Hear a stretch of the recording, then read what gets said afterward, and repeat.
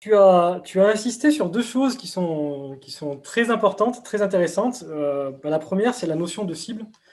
Comme tu l'as dit, de prendre le temps vraiment, de bien cibler.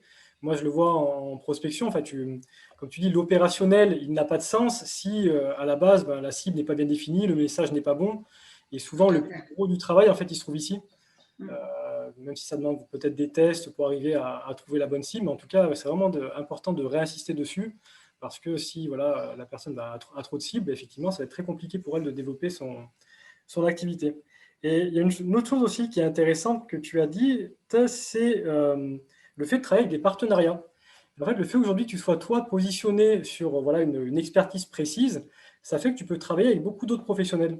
Et si on rentre dans un cadre un petit peu de réseautage, parce que c'est le thème du podcast, eh bien, ça te permet en fait de travailler également avec le réseau des autres. Tu vois, si Tout à tu fait. étais, aujourd'hui on le voit voilà, d'une agence, tu sais, une agence 360, on fait tout. Après, c'est très compliqué de trouver des partenaires parce qu'on est en concurrence avec tout le monde.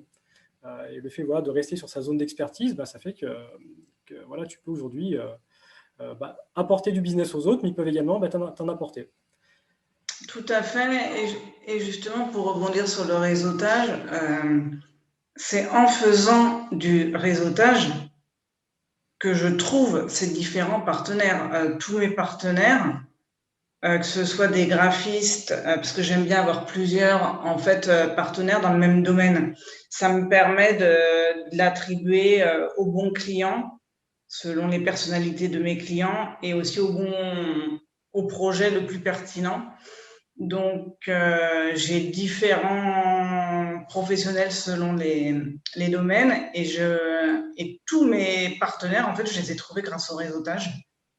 À force de réseauter, c'est vrai que pour moi, le réseautage, c'est pas uniquement promouvoir mon activité et trouver des clients. J'utilise énormément le réseautage pour trouver des partenaires et des partenaires de confiance avec qui ça va matcher au niveau des compétences, mais surtout, j'ai envie de dire, humainement.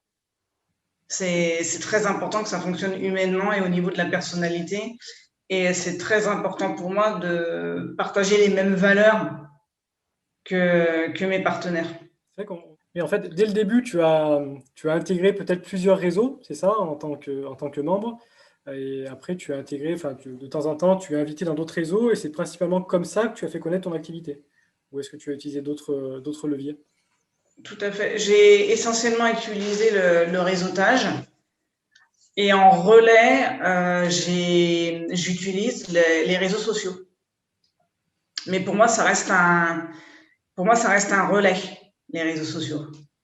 J'ai démarré par le réseautage en présentiel et ensuite je communique sur les réseaux sociaux, donc principalement LinkedIn, Facebook, Instagram aussi, mais un peu moins. J'ai également mon site internet. Mais pour moi, c'est vraiment, je considère le site internet et les réseaux sociaux comme un relais en fin de compte. Après, c'est vrai que depuis un an, la donne a quelque peu changé. J'ai fait beaucoup de rencontres qui ont démarré avec les réseaux sociaux.